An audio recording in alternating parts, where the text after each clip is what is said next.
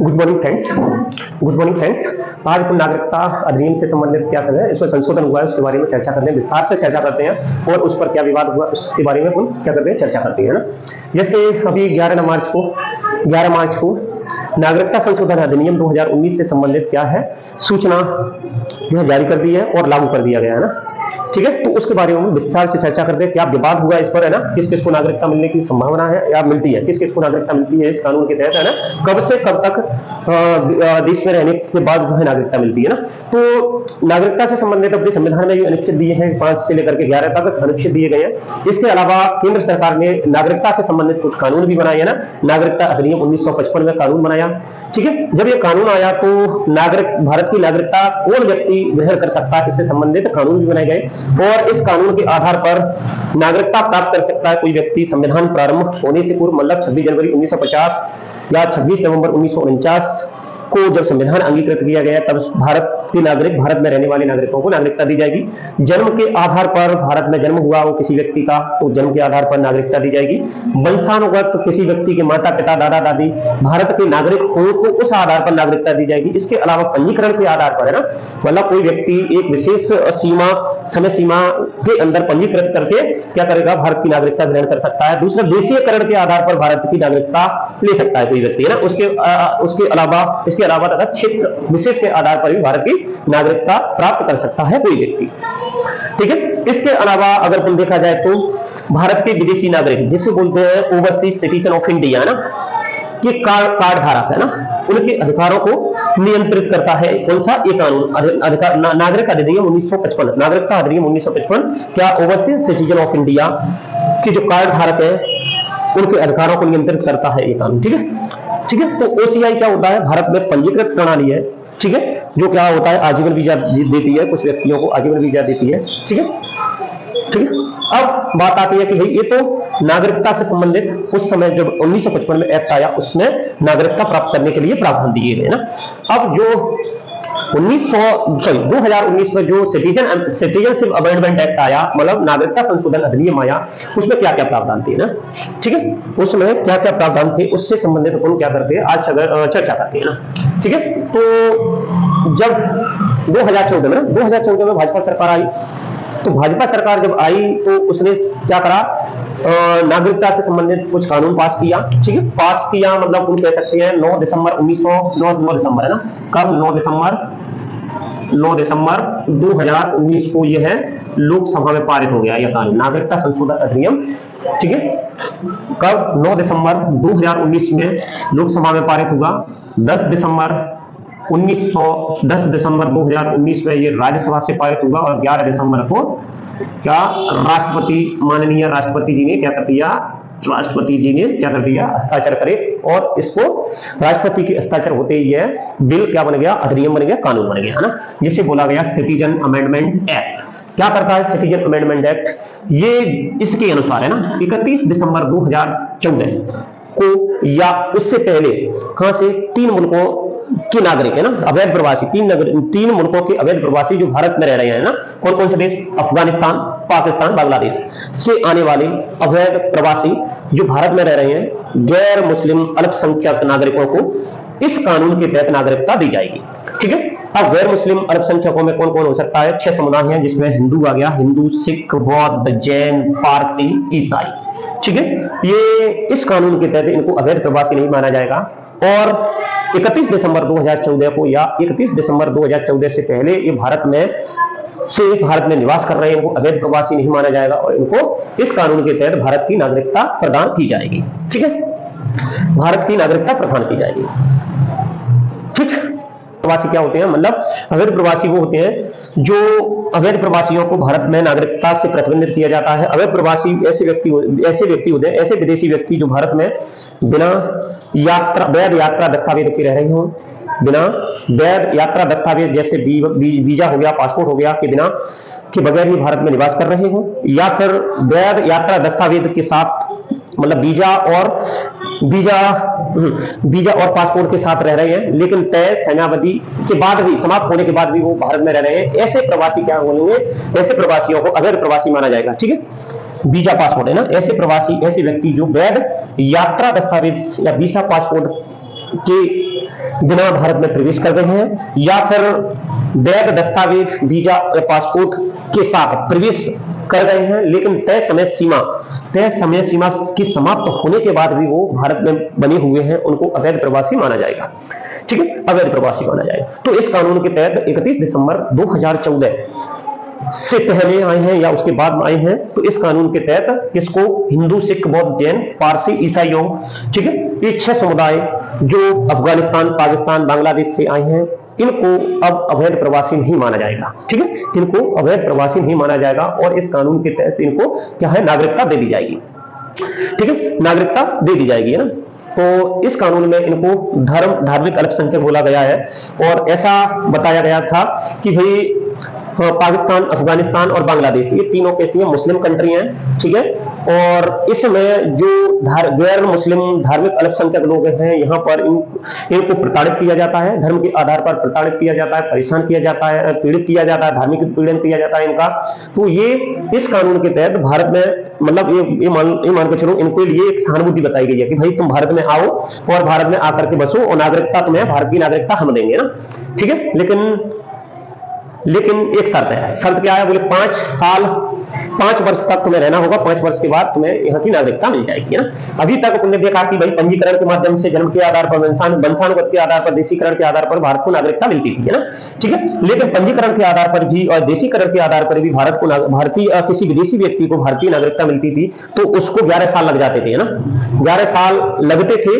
लेकिन इस कानून के तहत अगर कोई व्यक्ति पंजीकरण या देशीकरण या फिर करता है ना, देशीकरण के माध्यम से, है ना, इन तीन मुल्कों से, है ना, और गैर मुस्लिम धार्मिक अल्पसंख्यकों में से, जिसमें हिंदू, सिख, बौद्ध, जैन, पारसी आ गए, ये अगर भारत की नागरिकता प्राप्त करते हैं, नागरिकता के लिए आवेदन करते हैं, तो इनके लिए 11 वर्ष से घटा करके कितनी, 5 वर्ष कर दी गई है ना। ये 11 वर्ष से घटा करके इनके लिए कितना कर दिया है, 5 वर्ष तक कर दिया गया है ना। ठीक, अब ये 5 वर्ष में अपना आवेदन करके भारत की नागरिकता ले सकती है। ठीक है, अब इस कानून में ना, अब इस कानून में यहाँ के व्यक्तियों को, मतलब तीनों मुल्कों की, अफगानिस्तान, पाकिस्तान, बांग्लादेश और यहाँ के गैर मुस्लिम अल्पसंख्यकों को इस केंद्र सरकार के द्वारा, मतलब विदेशी अधिनियम 1946 और पासपोर्ट भारत में प्रवेश अधिनियम 1920 के तहत भी इनको छूट प्रदान की गई है ना। ठीक है, 1946 और 1920 के जो अधिनियम है ना, केंद्र सरकार को भारत में विदेशियों के प्रवेश, निकास और निवास को नियंत्रित करने की क्या है, ये दोनों अधिनियम क्या देते हैं, शक्ति देते हैं ना। तो सीएए के तहत जिनको नागरिकता मिलेगी, उनको अधिनियम, विदेशी अधिनियम 1946 और पासपोर्ट भारत में प्रवेश अधिनियम 1920 के तहत इनको छूट दी गई है। ठीक है, अब बात आती है कि भाई ये नागरिकता ले लेंगे। ठीक है, अब इसमें जब ये 2019 में पारित हुआ था, तो उस समय बहुत भयंकर विरोध हुआ इसका, बहुत आंदोलन हुआ, बहुत आंदोलन हुए, शाहीनबाग आंदोलन हुआ। ठीक है, और विरोध हुआ और इसमें रिटें लगी, याचिकाएं लगी। ठीक है, तो जब आलोचकों ने विरोध किया तो विरोध में तर्क दिए कि भाई ये कानून कैसा है, इसके संबंधित कुछ तर्क दिए। तो तर्कों के बारे में अपन देखते हैं क्या क्या विवाद है इसमें, इस कानून में ना। ठीक है, तो एक तो अगर अपन है ना, भारत में अगर उत्तर पूर्व के जो मुद्दे हैं, उत्तर पूर्व के मुद्दे को लेकर चलें, तो भारत में जो असम है ना, असम, ठीक है, भारत में जो असम है, असम में वाला पूरा, ठीक है, असम में 1971 में जब पाकिस्तान और पूर्वी पाकिस्तान से युद्ध हुआ, तो उस समय बहुत सारे बांग्लादेशी असम में आकर के, करीबन 10 लाख बांग्लादेशी असम में आकर के बस गए यार, असम में आकर के बस गए। तो बाद में जब युद्ध खत्म हुआ, युद्ध खत्म होने के बाद अधिकांश लोग जो बांग्लादेशी वहां पर चले गए, लेकिन कुछ लोग रह गए ना, कुछ लोग रह गए। तो वहां के जो मूल निवासी असम के थे और बांग्लादेशियों के विरुद्ध क्या हिंसा होने लगी। ठीक है, उनका मानना था कि ये जनसंख्या यहाँ की बढ़ा रहे हैं, जनसंख्या की बढ़ा रहे हैं, यहाँ के जो संसाधन है उनका क्या कर रहे हैं, यहाँ के जो संसाधन है उनके, हमारे अधिकारों से वंचित कर रहे हैं हमें ना। ठीक है, तो वहां पर क्या है, आंदोलन होने लगे। तो फिर 1985 में एक असम समझौता हुआ। ठीक है, 1985 में जब असम समझौता हुआ कि भाई कि 25 मार्च 1971 के बाद है ना, जो बांग्लादेश से आए किसी भी धर्म के लोग हो, जो बांग्लादेश में आए हैं, ठीक है, उनको बांग्लादेश से निर्वासित किया जाए, उनको भारत से निर्वासित किया जाएगा। ठीक है, तो ये समझौता तो असम समझौता कहते हैं। असम समझौता 1985 में हुआ, राजीव गांधी के समय। ठीक है, तो कुछ आलोचक कहते हैं कि भाई ये क्या है, असम समझौते का उल्लंघन कर रहा है ना। असम समझौते में कहा गया है कि भाई 25 मार्च 1971 के बाद जो लोग आए, चाहे वो किसी भी धर्म के हों, भारत में बसे हैं, बांग्लादेशी अवैध रूप से बस गए हैं, उनको भारत से निर्वासित किया जाए। ठीक है, वो अवैध प्रवासी है ना। ठीक है, लेकिन इसमें एक तो इसमें किसी भी धर्म को, इसमें सभी धर्मों को लिया। इसमें 31 दिसंबर 2014 और उसमें भी गैर मुस्लिम धार्मिक अल्पसंख्यक, जिसमें हिंदू, बुद्ध, सिख, जैन, पारसी, ईसाइयों, ये क्या है, ये अगर 31 दिसंबर 2014 से पहले आए हैं या उसके दिन आए हैं तो उनको अवैध प्रवासी नहीं माना जाएगा, जबकि इसमें 71 से ही अवैध प्रवासी मान रहे हैं। ठीक है, तो ये क्या है, कॉम्प्लेक्ट है। तो आलोचकों द्वारा क्या कहा गया कि भाई ये असम समझौते का क्या कर रहा है, उल्लंघन कर रहा है ना, इसीलिए क्या है, ये कानून संवैधानिक नहीं है। दूसरा कुछ आलोचकों का कहना है कि भाई ये संविधान के अनुच्छेद 14 का उल्लंघन कर रहा है। ठीक है, संविधान के अनुच्छेद 14 में कहा गया है कि विधि के समक्ष समानता, चाहे वो देशी नागरिक हो चाहे विदेशी नागरिक हो, कैसा विधि कैसी होनी चाहिए, समान होनी चाहिए, समानता होनी चाहिए ना, उसकी गारंटी देता है। मतलब धर्मनिरपेक्षता के सिद्धांत का उल्लंघन करता है ना, धर्मनिरपेक्षता के सिद्धांत का उल्लंघन करता है, जो कि संविधान की प्रस्तावना में निहित है। ठीक है, प्रस्तावना में निहित है। हालांकि 42वें संविधान संशोधन 1976 के द्वारा समाजवादी धर्मनिरपेक्ष अखंडता के जो शब्द जोड़े गए हैं, तो धर्मनिरपेक्षता के सिद्धांत का जो कि प्रस्तावना में निहित है उसका उल्लंघन करता है, इसीलिए ये कैसा है, संविधान के विरुद्ध है। ठीक है, इसीलिए इसको न्यायपालिका को क्या करना चाहिए, माननीय सर्वोच्च न्यायालय को इसमें दखल देना चाहिए और इसको निरस्त कर देना चाहिए। ठीक है, इसके अलावा इसमें ये भी बताया गया कि जो बांग्लादेश, ठीक है, इन देशों में जो गैर मुस्लिम धार्मिक लोग हैं उनका उत्पीड़न हो रहा है। चलो अफगानिस्तान में हो रहा है, पाकिस्तान में हो रहा है, बांग्लादेश में हो रहा है, चलो उनको तुम नागरिकता देते हो दे दो। लेकिन श्रीलंका में जो तमिल लोग हैं उनके साथ भी क्या होता है, धार्मिक उत्पीड़न होता है, उनके साथ भी क्या होता है, धार्मिक उत्पीड़न होता है ना, उनके साथ भी भेदभाव होता है। क्या उनको क्या नागरिकता नहीं देनी चाहिए, देनी चाहिए। फिर कहा बोले म्यांमार में जो रोहिंग्या हिंदू लोग हैं उनके साथ भी क्या होता है, धार्मिक उत्पीड़न होता है, उनको क्यों नहीं लिया है, उनको भी लेना चाहिए। ठीक है, उनको भी इसमें शामिल नहीं किया गया है तो उनको भी शामिल किया जाना चाहिए। इसीलिए ये क्या करता है, धार्मिक भेदभाव पैदा करता है ये एक्ट, है ना। इसके अलावा है ना, इसमें बताया गया है कि भाई जो अवैध प्रवासी हैं और सताए गए लोग हैं जिनको यातनाएं दी हैं, उसमें अंतर कैसे कर पाओगे तुम, है ना। ठीक है, उनको अंतर कैसे कर पाओगे, क्योंकि अंतर कर पाना मुश्किल है, इसीलिए क्या है, ये संविधान संगत नहीं है ना।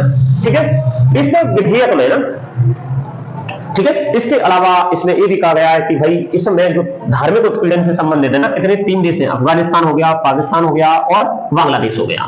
तो यहाँ के इन देशों की धार्मिक उत्पीड़न से संबंधित घटनाओं पर जब प्रकाश डालेंगे ना, तो प्रकाश डालेंगे तो क्या होगा, इनमें और हम में, भारत में और इन 3 देशों, इन 3 मुल्कों के बीच द्विपक्षीय संबंध होते हैं, वो क्या होंगे, वो बेकार हो जाएंगे ना, उन पर बुरा असर पड़ेगा। ठीक है, इसीलिए इस कानून को रद्द कर देना चाहिए। इसके अलावा है ना, इसमें ओसीआई को रद्द करने की अनुमति दी है। मतलब ओसीआई जो कार्ड धारक लोग हैं, यहाँ के छोटे छोटे कानूनों को अगर उनसे गलती से भी टूट जाता है ना, तो वो ओसीआई जो कार्ड धारक है उन रद्द हो जाएगा, उनको अनुमति नहीं दी गई है। ठीक है, तो ये आलोचकों का यह भी तर्क है कि इससे CAA कानून से भारतीय नागरिक रजिस्टर्स, मतलब national register of citizens, NRC का जो कानून है वो निरस्त हो जाएगा। ठीक है, ऐसा भी तर्क है ना।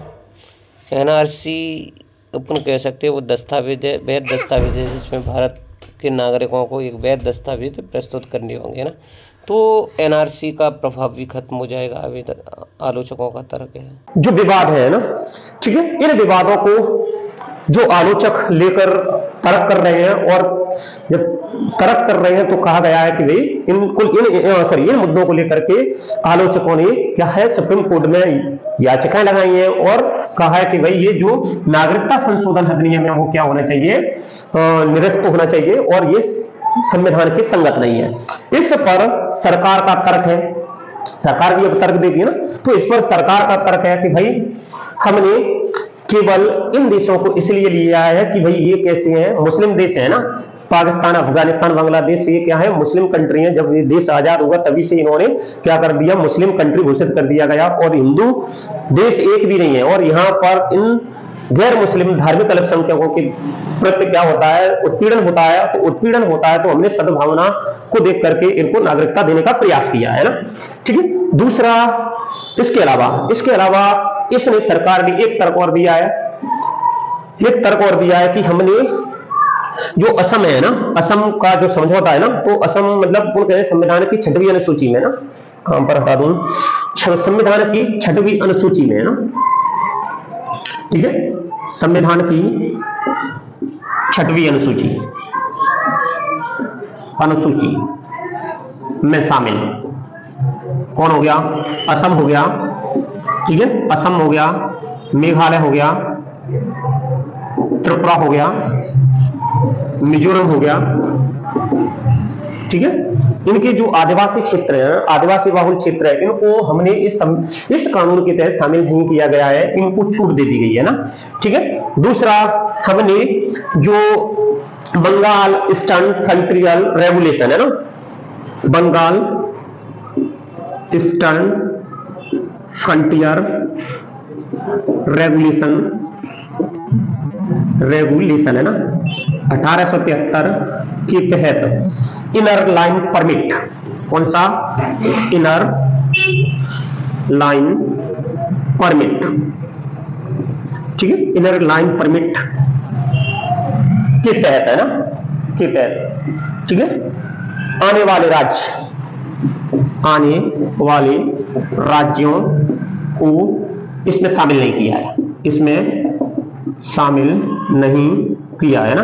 आज अगर इनर लाइन परमिट है ना वाले देश देखें तो अरुणाचल प्रदेश, नागालैंड, मिजोरम, मणिपुर, ठीक है, अरुणाचल प्रदेश, नागालैंड, मणिपुर, मिजोरम, ये जो राज्य हैं इनको क्या है, इसमें लागू नहीं किया, इसमें इनको नहीं लिया है ना। अरुणाचल प्रदेश कौन हो गया? अरुणाचल प्रदेश, नागालैंड,